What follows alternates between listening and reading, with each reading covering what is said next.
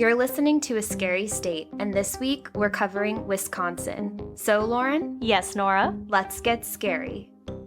I love Wisconsin. Have you seen that 70s show? I was literally about to do that too. I really couldn't help it. So hi guys, welcome back. Hi everyone, here we are. So yeah, we're covering Wisconsin today. Why did we choose Wisconsin?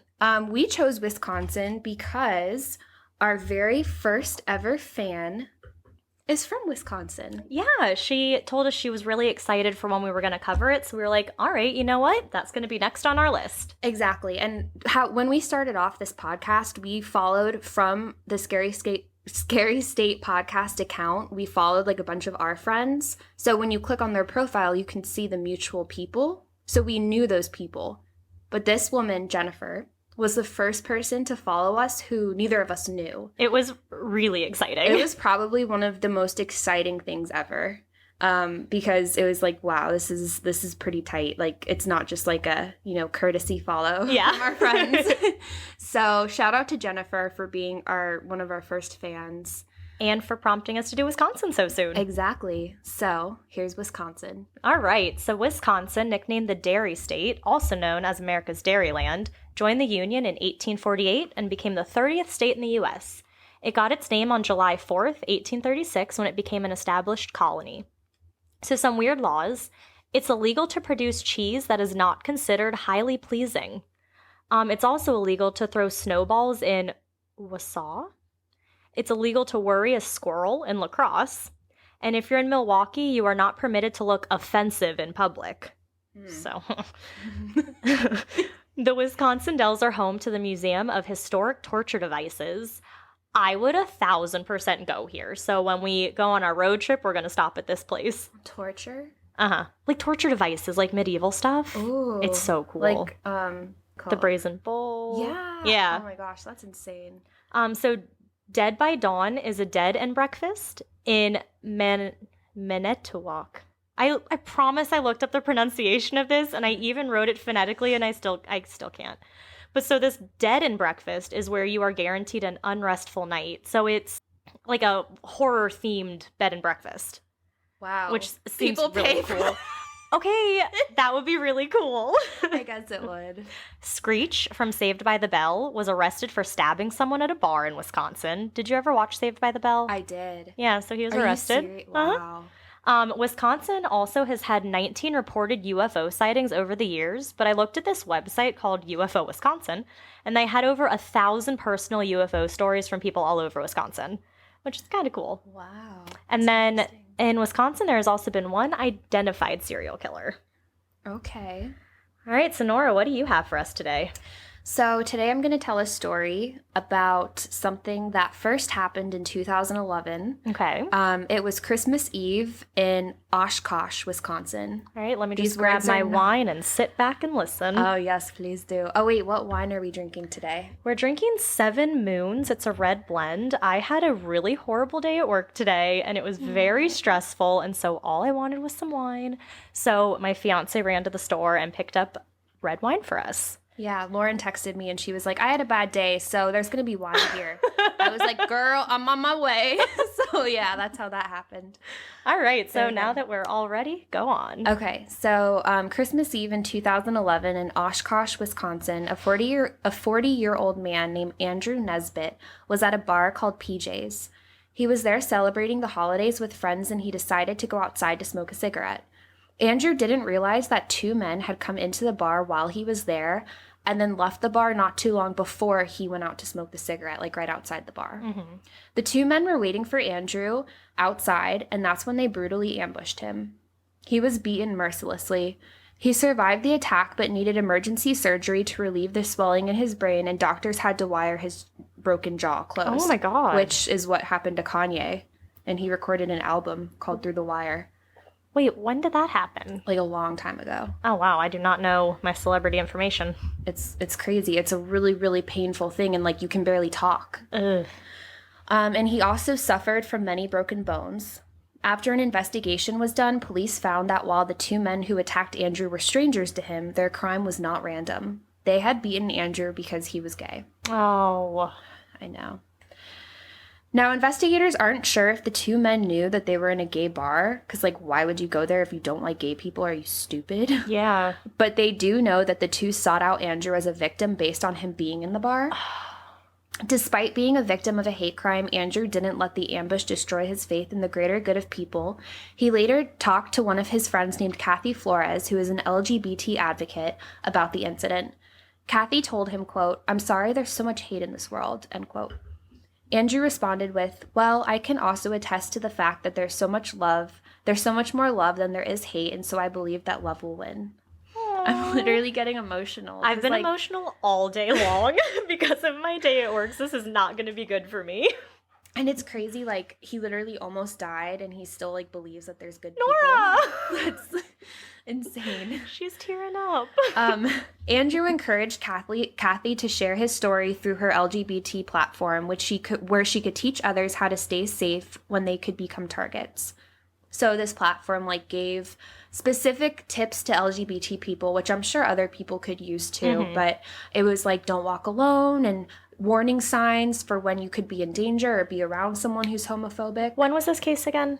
So this happened in 2011 that he was attacked. Okay, because you keep saying LGBT. Did so the Q not come It yet? hadn't come yet. Oh, interesting. So when I'm talking about this part, that's what it was called at the time, was LGBT. Now it's like LGBTQ, and I think that's it, right? I mean, some people go with the A, some don't. Some go with the plus, some don't. Yeah. So I think for this episode, we're going to say LGBT because that's what she refers to being part of because of the time. But interesting. We do know that, like, you know, things have changed since then. Yeah, especially now with it being Pride Month. Exactly. So happy Pride Month when we're recording this. I don't think this will be released. It's going to be released the last day of June. Oh, perfect. Yeah, so perfect. Yeah. So he wanted his story to be told, and they did trainings about safety and things like that, so he could hopefully prevent other people from being victimized. Good. So clearly he was like a half glass full kind of person and wanted to see the good in others and be positive. He had a ton of reason not to be, but he was. So fast forward to March 16th, 2017. It's now 6 years later, and since the attack, Andrew moved to Madison, Wisconsin, which is about an hour and a half southwest of Oshkosh. But side note, before he moved to Madison, he was actually living in Marinette, which is about an hour and a half north of Oshkosh. So he's, you know, just moving around Wisconsin, like, for work and stuff. So then he ended up in Madison, which is where he's living in this part of the story. Okay. So Andrew's in Madison, living in an apartment with a roommate, and had put the past behind him when it came to the brutal attack he endured 6 years earlier. And on this day in particular, Andrew had a reason to celebrate because it was his 46th birthday. Oh. Even though it was a Sunday night, Andrew was out in Madison at a bar with friends and acquaintances celebrating and just having a great time. So early in the now Monday morning, Andrew decided to head home from the bar, but he's not alone. He walks home with a man. Okay. And the two men stop at a gas station, and the gas station attendant tells police later that a man matching Andrew's description bought candy at about 3:30 in the morning there. Okay. Later on Monday at about 4 p.m., so about 12 hours later, Andrew's roommate, Rachel Bauer, who had not been home the night before, enters the apartment and finds Andrew dead. Nora. He had been stabbed almost 70 times. I didn't want this part to come. I know. Police were called right away, and this is when they discover the surveillance footage in downtown Madison of Andrew with this unknown male. The two first met briefly outside of the convenience store where they exchanged words and shook hands, and it's unknown whether they knew each other previously. But later on, Andrew's friends and family would tell police that they had never seen this man who was with Andrew before. So photos circulated of the man from the security camera to other law enforcement departments, and University of Wisconsin-Madison police ended up recognizing him. Good. They'd had previous contact with the man when he allegedly harassed a worker at Union South the previous week and provided Madison police with the man's name. His name was Derek Anderson. Authorities learned that Anderson had pawned items in the past, and a check of pawn shops turned up information that Andrew had pawned a Trek bicycle and music headphones at a shop near the Easttown Mall. As officers visited the pawn shop, Madison police were notified of a shoplifting suspect at the mall who was trying to steal clothing. Like, at the same time, they were at the pawn shop figuring this out. This man does not stop. It was him. So he ended up being the person shoplifting, and the case was then turned over to the district attorney's office for charges. My gosh, you just did something horrible. Yeah. And now you're shoplifting again. Exactly. It's like they can't get their thrill from one thing, so they have to keep doing things. And just like the lack of care or Yeah. like consequence for your actions, you know? Our cases are somewhat similar this week. Really? Yeah. Huh. Both my cases this week. I need like something a little different next time because they're both sad. But back at Andrew's apartment, detectives were working with Andrew's roommate, Rachel, to inventory items from the apartment they shared. And Rachel did a search of the apartment and told police that, wouldn't you know, headphones and a bicycle were missing. Oh my god. Yeah, and also a bag of M&Ms were found at Andrew's apartment, which is what they had seen someone looking exactly like him buying the night before. Oh, right. So this made them like almost positive that it was Andrew, because what are the odds? Yeah. So it was enough to arrest 23-year-old Derek Anderson. 23. As a suspect. 23. Oh my god. Yeah, literally half the age of Andrew. To date, the murder weapon hasn't been found, but it's believed to be a single-edged blade, according to an autopsy. Oh. But the path to convicting Derek wasn't an easy one. It never is. I know. Never will be, especially when the victim was someone who's not your typical white cis male. You know what I mean? Yeah. It's so unfortunate, like, that he couldn't just be put behind bars right away. Yeah. Because he told a psychologist that he had to kill Andrew. Why? Saying, quote, if it was not him, it would have been me. And, quote, once the man was dead, the pressure was off. I could go on, end quote. What pressure? Exactly. So it's no surprise that along with this mess of a statement he made, he was trying to go the insanity route. Mm-hmm.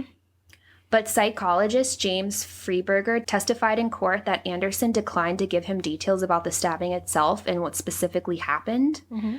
And Dr. Freeberger asked Derek if he felt guilty about the killing, and Derek responded, quote, I don't think so. I don't know what to say about that. I don't know if I should feel bad about that, end quote. Oh my god. So with an insanity plea, you can be found guilty of the crime, but then deemed insane. It's 2 separate hearings. So for the hearing about killing Andrew, Derek was found guilty, which, I mean, he admitted to killing Andrew, so, you know, he should be found guilty. Yeah. But that And he same killed someone. Exactly. But that same jury now has to decide whether Derek had a mental illness at the time he killed Andrew, and if so, whether it caused him the ability to understand the wrongfulness of his actions. I feel like not, because if he took things from his house, literally took like a bike and took headphones or whatever, you knew what you were doing. Exactly. If you didn't understand the seriousness of your, like what you just did, you wouldn't be like, oh, let me take these things and pawn them. You're consciously doing that. Exactly. So Derek's lawyer, Tim Kiefer, had the burden of proving that within a reasonable certainty by a greater weight of credible evidence that Derek was insane at the time of the murder. If Derek is found not legally responsible for Andrew's death, he would be institutionalized indefinitely by the State Department of Health Services, but could petition every 6 months for release. Dang. So basically it is kind of a free pass out of jail, like, once you go through the therapy. Wow. Kiefer presented testimony from all of his witnesses, who included Anderson's mother and sister, who testified that he has a long history of suspected mental illness that went untreated because he believed he was not mentally ill. Mm-hmm. So Thelma and Dominique Wilson, Derek's mother and sister respectively, also testified that Derek was increasingly paranoid and that he believed celebrities were communicating with him like directly through their social media in messages that were actually written to like millions of fans. Uh-huh. So they also stated that a 2009 car crash affected Derek and he never recovered mentally from it, which... How serious was this car crash? Was it like a slight fender bender? I couldn't find details about it, but that I just feel like they're stretching. Mm-hmm. It was also brought up that Derek was gay, I suppose to try and counter the argument that it was a hate crime. Oh. Mm-hmm. But the prosecution called to the stand Dr. Eric Knudsen, a psychiatrist who did not believe. Okay, I'm not even kidding. I have someone in my case named Eric Knudsen. No way! I'm not even kidding. Yeah. Oh my gosh, like a psychiatrist? I don't think so. That's crazy. But that's really weird. Okay, sorry. Oh my gosh. Okay. So yeah, they called Dr. Eric Knudsen, a psychiatrist who did not believe that Anderson was unable to obey the law at the time he killed Nesbitt. In his opening statement, the prosecutor said that just like Dr. Freeberger, Derek wouldn't go into details of the stabbing with Dr. Knudsen either. Mm-hmm. Derek had told Dr. Knudsen that he had stabbed Nesbitt because he and Andrew Nesbitt, had lied to him and, quote, he felt used and betrayed. He's literally just saying whatever he can to try to get out of this and sound crazy. So the prosecutor went on to say, Mr. Anderson said he was fed up with one more lie and he felt used and he just spazzed out. Mm-hmm. The prosecutor added, though, that Derek did express remorse for killing Andrew and said that Derek felt like he made a stupid decision and it was not right to take someone's life. So he expressed remorse. So literally, like, he told the prosecutor that he felt legally responsible and did not believe that mental health conditions caused him to do what he did. He literally admitted this. And then he changed his angle later when he realized that he was going to be in jail the rest of his life and, like, tried to play up, like, oh, well, I'm gay, so I couldn't have done that to someone else. Like, did they bring up the fact, too? I keep going back. He stole things from Andrew's house. Andrew. Exactly. He was there stealing. He stole. He was a thief. Like, just no care for, you know, anything. Dr. Freeberger testified that Derek told him during their 2-hour interview that if Nesbitt hadn't killed him, someone else would have. And he told Dr. Freeberger that it might not have been him, but it would have been one of them, and one of them was going to do it. So I don't even get what that means. I don't get it either. He's trying to sound crazy, like there's voices. Oh. So I will say, though, Dr. Freeberger did diagnose Derek with schizophrenia and a secondary psychotic disorder. Okay. Like other diseases, it's always present, but only symptomatic at certain times. So in Derek's case, he said that it was obviously present when he killed Andrew. And Freeberger said that killing Andrew Nesbitt was something Derek felt he had to do because he didn't feel consequences for what he did. Mm-hmm. So at this point, I couldn't help thinking of a quote, and it's like, mental health isn't the reason someone kills other people, hate is. Oh. Which is why, like, when you see, like a white person in the news after a mass shooting and they're like, oh, they were mentally ill. Mm-hmm. No, they were racist. Yeah. And I think that's the same thing here. Derek is a homophobe, or he's not, like, accepting the fact that he's gay or something like that. Something, maybe. But you can, like, something brought you to those acts, and it's not just mental illness, it's racism, it's homophobic, like, it's hate. Exactly, it's hate. So the judge in this case, John Hyland, didn't buy Derek's plea either and said that instead of having a mental illness, he was more persuaded that Derek is malingering, based in part on Derek's ability to conduct himself accordingly when he needs to, and his apparent disposal of the murder weapon and the clothing he wore the night that he killed Nesbitt, and the level of slyness he showed during police interviews to avoid implicating himself in Nesbitt's death, because he wouldn't talk about the murder. He knew how to hide things. And if he hid things, if you think what you did was right, you wouldn't feel the need to hide something. So if you're hiding something, it's because what you did, was wrong. Exactly. He knew exactly that he was trying to cover it up because he was sane when it happened. Yep. So the jury also didn't buy Derek's insanity plea because they sentenced him to life in prison without a possibility of parole. And he was sentenced on October 11th, which happens to be National Coming Out Day. How fitting. I know. So I wanted to speak more on Andrew's character because he would have wanted to be remembered for that. Oh, Nora. So his roommate, Rachel, thinks Andrew was just trying to help Derek that day. She said Andrew was a lover of people who never gave up on anyone and used his big heart to help the LGBTQ plus community and the homeless. And she also said that if somebody approached him and asked him for $1 to get something to eat, he would have just given it to them. That's just who he was. Oh. His friend and LGBTQ advocate, Kathy Flores, who I spoke about earlier, had spoken to Andrew about 6 months prior and asked for permission to continue telling the story of his beating as she advocated for hate crime legislation. And he was more than agreeable to keep his story alive and help pass laws that would protect the LGBTQ plus community. She says, quote, he wanted to make sure the story of what happened to him didn't happen in vain, end quote. And finally, before leaving that final bar on the night of his death, Andrew, or Drew, as his family and close friends called him, requested that the DJ play Beyonce's Crazy in Love for his birthday. Oh. Drew loved to dance and laugh, so it's important for us to laugh and dance in honor of Drew's memory. Oh, Nora. Isn't that so heavy? That one got me. I just, like, he was such a good person. And for that to happen twice in his life. And it was never, like, 100% that his murder was, like, because of his sexuality. But it's so clear that it was. Yeah. Yeah. And I mean, thankfully, it's still not super accepted with everyone, but at least it is becoming more acceptable and it's more like, just mainstream now, which is amazing. Yeah. But back in 2012, it was still, yeah, something people couldn't accept and just couldn't get over the fact that people may be gay or may be like, part of the LGBTQ plus community.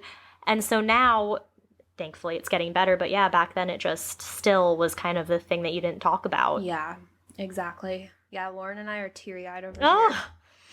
It gets me. So I did want to do this case, not to make everyone sad, but to just recognize, like, there's still issues with, that was only 10 years ago that he got attacked and only, like, 4 years ago that he got killed. Yeah. So it's still an issue, and it's not okay to be hateful no matter who you are. And, yeah, it's just very sad. Let people live their life. Let people be happy. Like, I don't see why it's such a big deal. I know. And it's like, I could go on, but basically, like, just mind your own business. Like, It's not even your business if you don't agree with it. So, yeah. So that's my case for Wisconsin. Wow. Hey, everyone. Have you ever had the idea to start your own podcast but had no idea where to start? We had no idea either until we found Buzzsprout. It is hands down the easiest and best way to launch, promote, and track your podcast. Buzzsprout has made our experience with podcasting both fun and stress-free by listing our show on all major podcast platforms like Apple Podcasts, Spotify, and Google Podcasts, just to name a few. You'll get a great-looking podcast website, audio players that you can drop into other websites, detailed analytics to see how and where people are listening, tools to promote your episodes, and much more. Following the link in the show notes lets Buzzsprout know we sent you, gets you a $20 Amazon gift card if you sign up for a paid plan, and helps support our show. Join over 100,000 podcasters already using Buzzsprout. And remember to stay scary. Stay safe. Well, I don't have a much happier case over here. Oh, Lordy. So we had a lot of similarities between our cases, which kind of is weird. Yeah. So you'll see. Okay. So I'm not going to tell you what mine is about yet. Ooh. So, Nora, do you know who Slenderman is? The Slenderman Stabbing? Maybe. Okay, I've heard of it. Okay. Yeah. So Slenderman, for people who may not know who he is a fictional being or cryptid. So he was created in 2009 by Eric Knudsen for the Something Awful internet forum. He had entered into a Photoshop contest with the challenge of creating a paranormal image. So Knudsen, going by the pseudonym Victor Surge, entered in 2 black and white images of a group of children. But in the back of these photos stood a thin, unnaturally tall being wearing a black suit. The figure also had no face. He sometimes appeared to have tentacles which come out of his back, which would allow him to catch his victims easily. So Surge took this even further by adding quotes to each of his photo submissions. The first quote said, quote, "We didn't want to go, we didn't want to kill them, but its persistent silence and outstretched arms horrified and comforted us at the same time. Dated 1983, photographer unknown, presumed dead."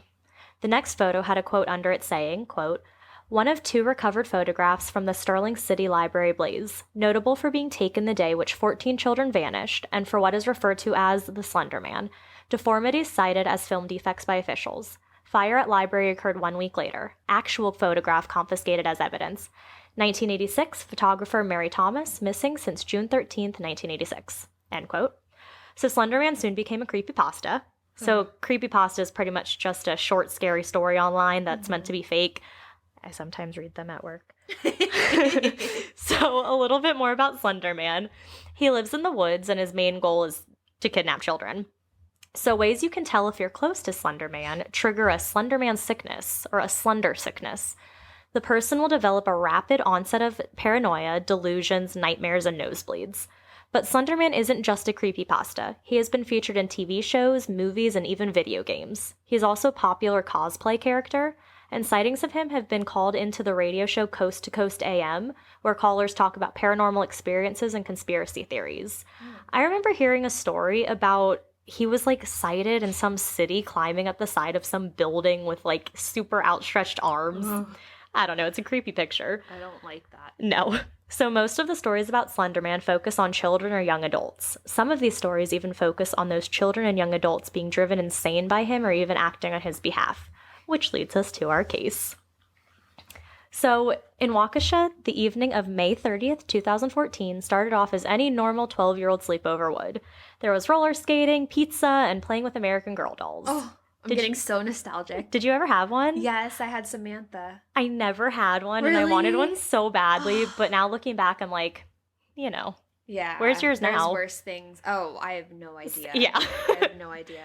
I was super into Barbies when I was younger. Me too. Oh my gosh, I had a whole bin of them.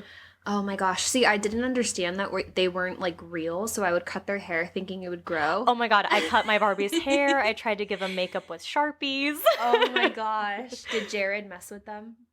That's her brother. So I had a Polly Pocket, Mm-hmm. those little teeny tiny ones, and he popped the head off of one of my Polly Pocket men, and I tried to put it back on, but just like when a head comes off, it just doesn't go back on right. So that was It happened. that with my Polly Pocket man. And he was the only man Polly Pocket. I was so mad. Oh, he was jealous.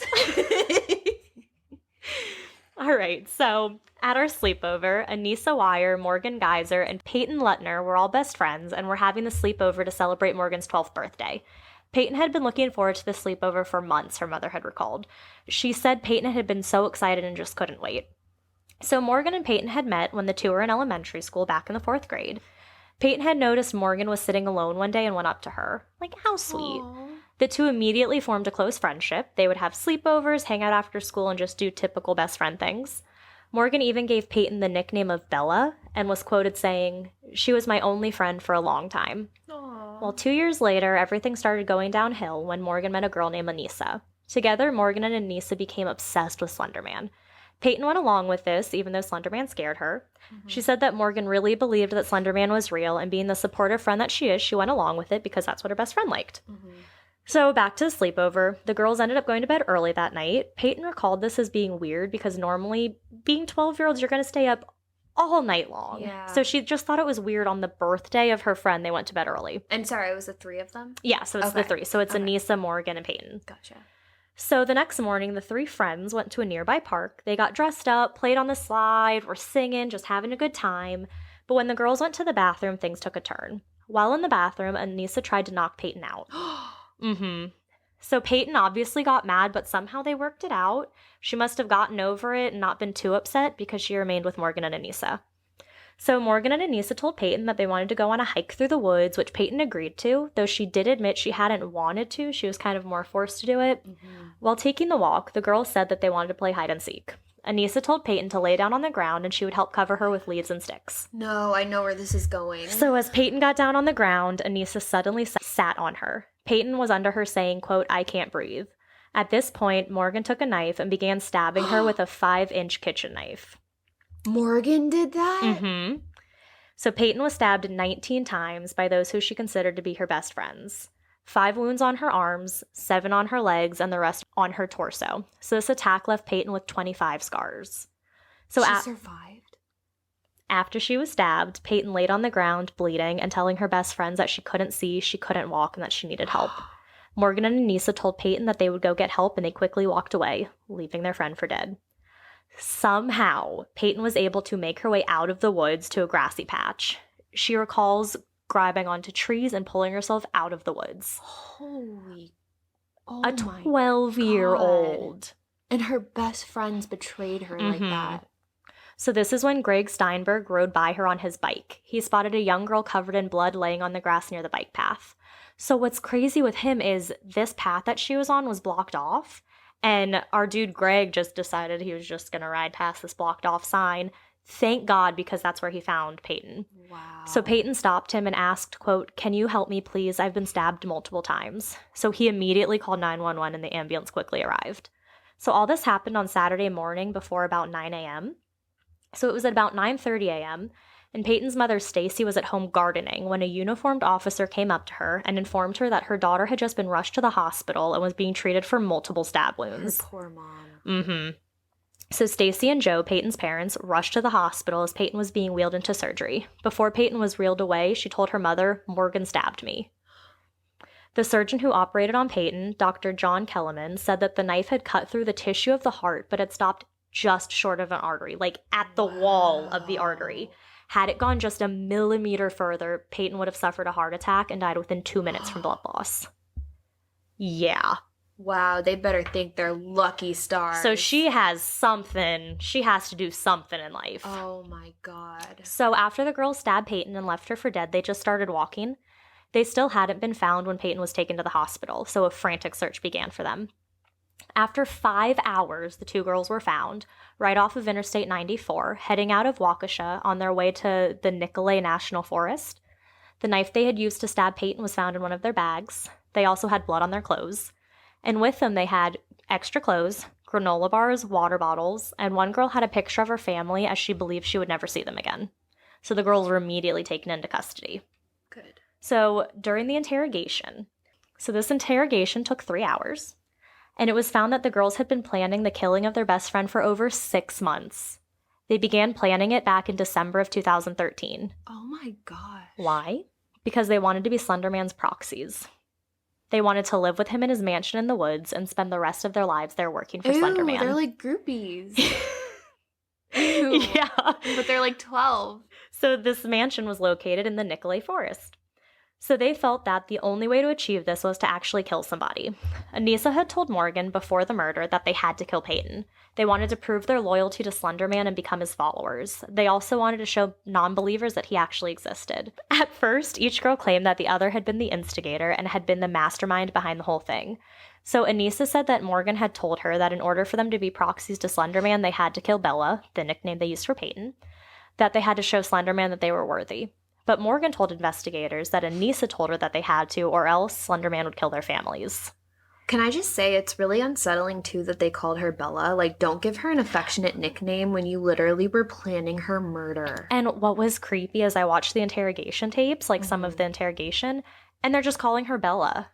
And it's weird. You have no right to call her It's that. weird. Yeah. It's like you're still calling her your best friend nickname. Yeah. It's just... I have goosebumps. Yeah, I didn't like it. But overall, they told police that they had committed the crimes out of their devotion to Slenderman. Then they went into detail about their different ideas and ways that they had planned to kill Peyton. So at first, they had decided to do it at the birthday sleepover. They were going to put duct tape over Peyton's mouth. They didn't go through with it that night, though, as they decided they were too sleepy and wanted to wait until morning. That's when they decided to go to the park and conduct the murder at the park. When they got to the park, Anissa and Morgan then decided that they had to go to the bathroom, which is where they decided they would actually kill Peyton this time. They wanted a place with a drain that would help with the cleanup of blood. So see how planned this is? And they're 12! This is when Anissa pushed Peyton or tried to knock her out, but again, the two girls couldn't go through with the murder here either. They said that they had chickened out. So this is when they decided to do the hide-and-seek thing. So this is how they knew that they would be able to get Peyton into the woods and onto the ground. But they also had different stories of who actually sat on top of Peyton and stabbed her. But Morgan did admit later that most of the time she did have the knife. But then Anissa stated that the reason she sat on Peyton was because she thought this way Morgan can stab her. So when Morgan took the knife, she told investigators that she turned to Anissa and said, quote, "I'm not going to until you tell me to." So at this quote, Anissa turned and said her infamous line to Morgan saying, quote, "Go ballistic, go crazy." So the girls were also very clear while being questioned that they had intended to kill Peyton, not just hurt her. And Morgan had said that hurting and killing Peyton had been necessary. Morgan was also quoted as saying, quote, "I have wanted to hurt people before, but they're not nice to me, so they deserve it."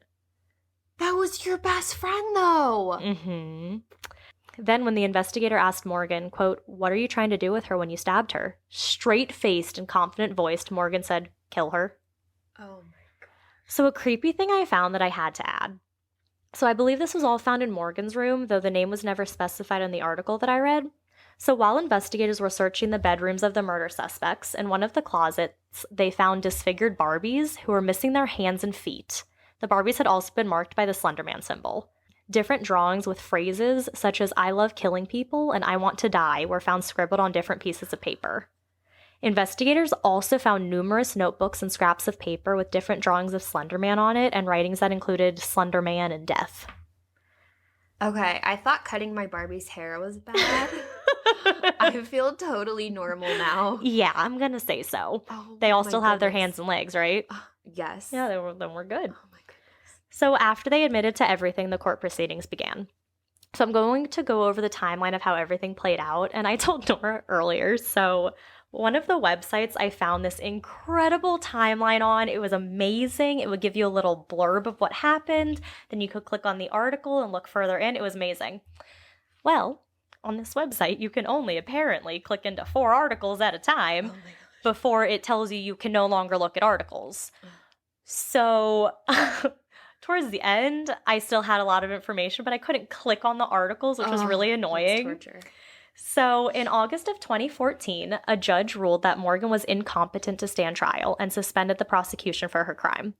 Experts testified that Morgan had displayed disturbing behavior during their interviews with her, such as her squatting in her chair, laughing hysterically, and staring into corners. They believed that Morgan may not have a rational appreciation for her situation. And so staring into corners, Roy, my dog, does that. I'll be like looking at him, and then all of a sudden he'll look past my shoulder into a corner. Yeah. It is the most terrifying thing. I'm like, can you please stop doing this? It's like they see a ghost or something. Well, remember how I told you the lady downstairs, I think, said that we have a ghost in our house? Yeah. Oh, gosh. I don't like it. I don't like it either. So in September 2014, it was ordered that Anissa undergo a psychological evaluation. Later, 3 professionals who examined Anissa all said that she was bright, articulate, and cooperative. They all said that she understood the charges she was facing. They did agree, though, that she lacked competence, but not due to mental illness, but rather due to her age, because she was 12. Mm-hmm. But in December of 2014, Judge Michael Bowen, the Waukesha County Circuit Judge, ruled that the 2 girls were able to understand the charges against them and that they were competent to stand trial. Exactly. Mm-hmm. State psychiatrists believe that Morgan regained competency through her treatment. So apparently she went to treatment as they were in custody and somehow gained her competency. I'm not really sure. They kept saying this, and I was like, how does that make sense? Whatever. So the girls' lawyers kept trying to get the case moved to juvenile court as opposed to adult court. I'm sorry, but if you commit adult crimes, you need to face adult consequences. That's what Wisconsin says. They say at the age of 10, if you commit an adult crime, that's what they say. Mm-hmm, wow, you're charged as an adult. So this is because if they're charged as adults, they could face up to 60 years in prison. But if they're charged as juveniles, they could be held in a secure facility until they're 25. So obviously a much lesser charge for being tried as a juvenile. The trial fully began in February of 2015. The girls were being charged as adults with attempted first-degree intentional homicide charges. Morgan had told her attorney, who told the judge, that she believed she had to kill Peyton or she and her family would have been killed by Slenderman. That's so similar. Exactly. When you were saying this, I was like, oh, just you wait. Wow. So the detectives who also spoke about the interviews they had with the girls said that at times, Anissa seemed to understand the reality of what she had done. But then Morgan would say that Anissa was calling the shots. So they just kind of were also all over the place. They were giving their story, but were just kind of all everywhere. Detective Casey believed that Morgan was the head of this, and that during their interrogation, Morgan showed no remorse and no emotion. But in March of 2015, Judge Bowen rejected this argument. Bowen said that the defense hadn't sufficiently established the belief that the girls had acted under the kill or be killed motive. So had this defense been successful, the girls would have been charged with attempted second-degree intentional homicide and would have been tried in juvenile court as opposed to adult court where they were currently being tried. So in April of 2015, Morgan's lawyer requested that her bail be reduced and that she be moved to an all-girls residential treatment center located in Wauwatosa called the Milwaukee Academy. So Judge Bowen denied this request, stating that Morgan was considered a flight risk and this facility was not secured, so she couldn't go. Yeah, what if she decided to try to impress the Slender Man again and kill girls there? Or just try to escape. Yeah. It wasn't a secure place, so she could just get up and leave. But the judge did state that he may allow her to move to a more secure facility. He did state that where they were currently staying, the Washington County Juvenile Detention Center, was not meant for long-term detention. So he also agreed that it wasn't really benefiting her being here. But so a fun fact I found, over 1,500 people signed an online petition to get mental health treatment for Morgan. So saying she needed actual help. And another fun fact, a GoFundMe was set up for Peyton for her medical expenses. And at this point in time, so at April 2015 point in time, it had already raised $112,000. Oh my God. Which is really awesome. That's so good. Yeah. In May 2015, forensic psychological evaluations determined that Anissa had a low likelihood of future criminal activity and a high likelihood of success if she received treatment for the issues that caused her to become involved in the stabbing. So in June 2015, Morgan was diagnosed with early onset schizophrenia, which is actually incredibly rare to be diagnosed this young. Yeah. But, it was revealed by an expert witness that while he was an adolescent, Morgan's father also suffered from a similar mental illness. So when he was 14 or 15, he had been hospitalized at least 4 times for it. Wow. So it very much is a genetic thing. Yeah.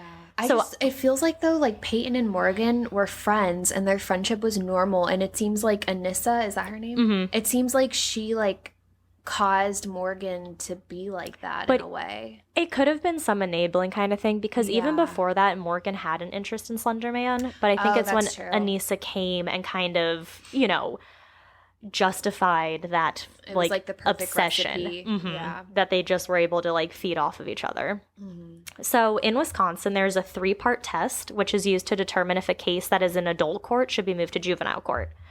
So the 3 things are: 1, that the girls could not receive proper treatment while being in the criminal court system; 2, that the move would not, quote, depreciate the seriousness of the offense; and 3, that prosecuting them as adults is not the only way to deter others from similar crimes. So it's pretty much saying, they won't get the treatment they need if they're at a facility, that it would, by moving them to a juvenile court, it would show that their crime's not as serious as it is. Mm-hmm. And then also they wanted to show that if you do a crime like this, you will be treated as an adult. And they feared that if they moved it to a juvenile crime, people wouldn't take it as seriously. So in August of 2015, Judge Boren ruled that the defense didn't pass this test and that the girl's case would not be moved to juvenile court. Mm.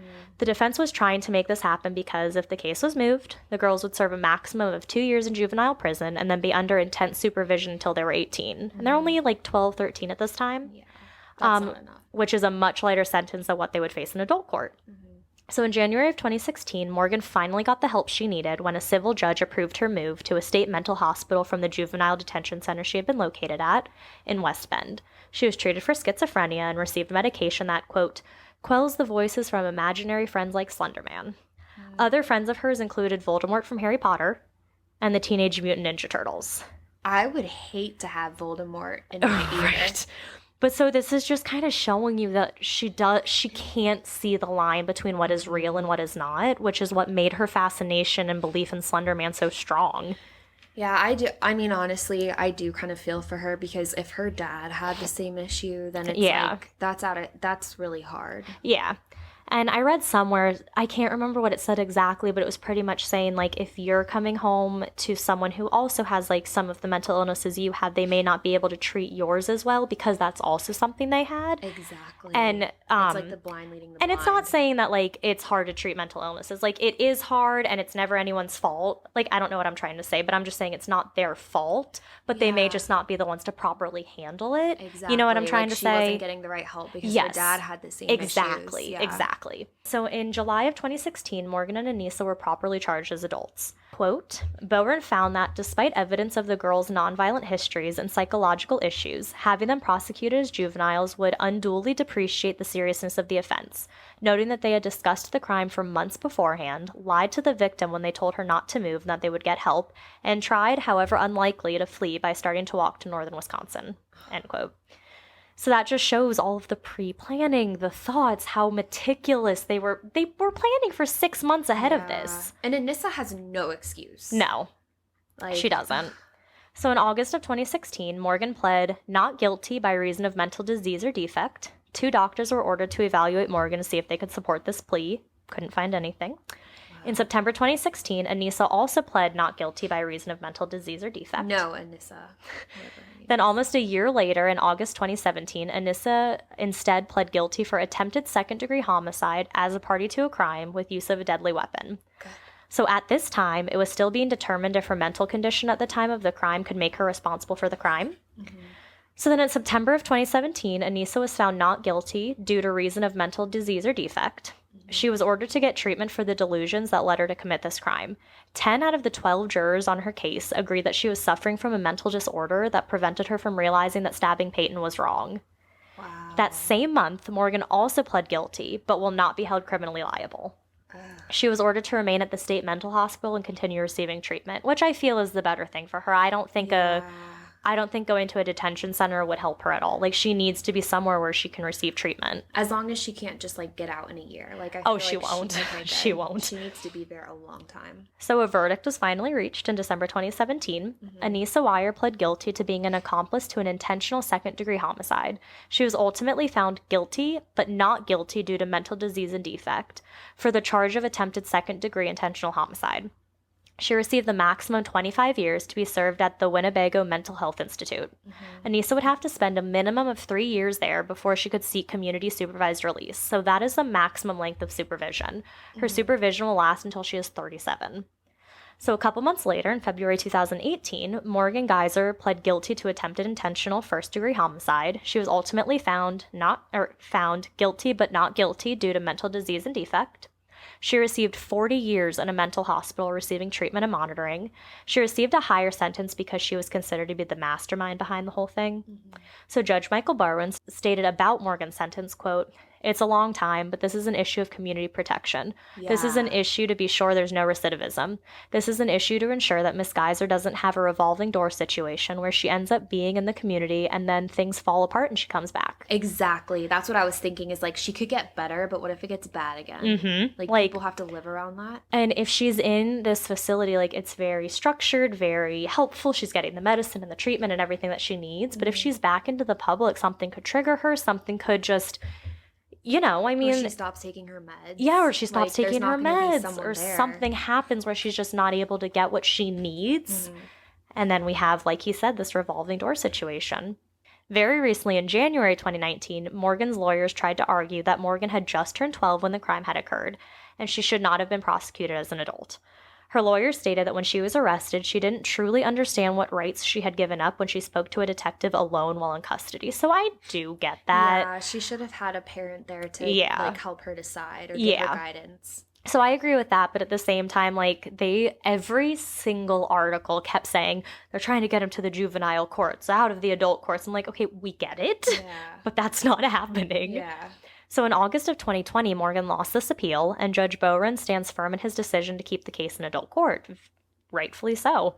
Morgan's attorneys kept fighting, and in September of 2020, they filed a petition for her case to be held at the Supreme Court. But in January 2021, her petition to get her case to the Supreme Court was denied. In November 2020, Anissa filed a petition for conditional release. So this is the release where she'd be supervised, but she's out of the facilities.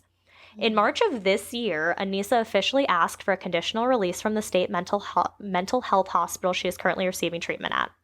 3 mental health experts who were court-ordered said that Anissa meets the standard for the conditional release. No. Her attorney, of course, said that she had extraordinary compliance while she was institutionalized and receiving treatment, but the prosecutors say that Anissa still presents a danger to others and that this release should not be granted. A judge will decide whether she should be granted this release or not. But today, I was doing these notes on June 11th. They were supposed to decide if she would be granted this release on June 11th when I was doing the research. Oh my gosh. How crazy is that? That's insane. But still, as of today, June 23rd, I could not find anything on it. I keep typing in her name and trying to see, if anything's come up yet, but there's nothing. Maybe it just hasn't been released yet. That's what I'm because thinking. Because they don't want to, alarm people or That's something. what I'm thinking. But you know what? Okay, maybe she is ready to, maybe she is mentally fit. Send her to jail then. Don't send her to the public. Now she can serve her sentence like someone who's mentally fit could. But so we will also add this to our list of cases we have to update on because it should be coming out soon. Yeah. But I have been checking every single day to see if there's anything. And just, as of today, there's still nothing on it. So today, Peyton, the one who was stabbed, is 19 years old. As of 2017, when she spoke out publicly for the first time, she said she had plans to go to college and she wanted to study medicine. She also said that she was ready to reclaim her story and said, quote, "I feel like it's time for people to see my side rather than everyone else's." So she's doing really well. It's really great. So some other cases I didn't really touch on, but I just wanted to mention, this isn't the only time that Slenderman played a part in a murder. So in February 2019, a 16-year-old boy raped and then murdered Alicia McPhail, who was only 6 years old. The boy, who hasn't been named, had searched Slenderman online before abducting and killing Alicia. A source, also not named, is quoted saying, quote, "Some of the circumstances between what this character does and what happened to Elisa were carbon copies." Wow. Yeah. And another kind of interesting fact, this stabbing inspired the documentary Beware the Slender Man, which was released in 2016. Wow. And that is my case of the Slender Man stabbing. And what's crazy about this one is when we were doing research for some other state, it popped into my mind, the Slender Man stabbing, and I was like, what state did that happen in? And I looked it up, and it was Wisconsin, and I was like, heck yeah. Well, the not heck yeah, but... yeah, like that's... a good one to do for Wisconsin. And I know it's a famous one, but for whatever reason, it just has fascinated me since the moment I heard about it. And I was like, I know it's famous, and I know we try to cover cases that aren't super well known. I just couldn't resist. No, you do like what you want to do. I had to cover this one. Wait, so Slenderman Stabbing, when people say that, they're talking about the case with Peyton. And okay, cool. Yep. All right, yeah, I wasn't And it's sure. crazy actually how popular it is. Like I asked my brother, who he like listens to true crime podcasts, but he's not like true crime podcast person. Yeah. He knew it. Wow. And then I asked one of my coworkers about it, and she's also not super true crime, and she's like, "Oh yeah, I knew that one. I heard it on the news." And I was like, how popular was this case? Yeah, I've heard people talk about it, but I never actually like heard the story. Yeah. So I mean, it's a really it's more of a story of like courts and morals and like, yeah, I don't know, because I feel so torn after that. Yeah. Part and of I me- love creepypastas too, so that's why I was like, I love that this term. is just right up my alley. Yeah, that was good. Thank Two you. intense cases this I week. know. And they had so many weird similarities, like Yeah. a name that was the same, people going for the insanity defense, people saying they had to do this, like stabbing. Yeah. It just was very similar. It was just very odd. Yeah. By the way, real quick, I didn't do a dad joke this week because I didn't want to be too cheesy.